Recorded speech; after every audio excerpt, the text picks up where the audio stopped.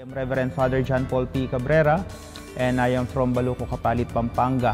I am currently assigned as the parish priest of San Ildefonso Parish. So I am 6 years in the ministry already. In June 2004, I started to study in the seminary already. And then at first I was thinking that I cannot really live my life in the seminary because I know my personality.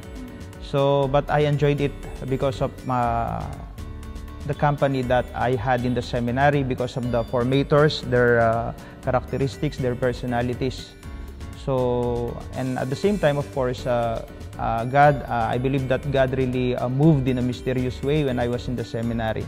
Marami akong kalokohan, pero I think God's love is greater than my naughtiness. So we started 12 in the seminary. We graduated in the philosophy 9. And then 4 from that original batch continued. And then we finished 3. Pabawas po talaga ng pabawas.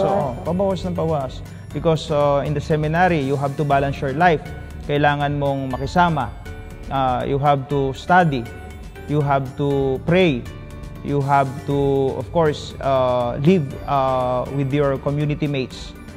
So, hindi siya parang sarili mo lang. You have to think of the other things that really matter in the seminary formation. And of course, as seminarians, we were being observed by our formators. And then yung mahirap doon, yung academic life. Kasi you have to maintain grades. Kasi may prueba eh. So if you fail, you will be considered as UP, under probation. Then if you fail again, ayun, bye-bye, seminary formation. Father?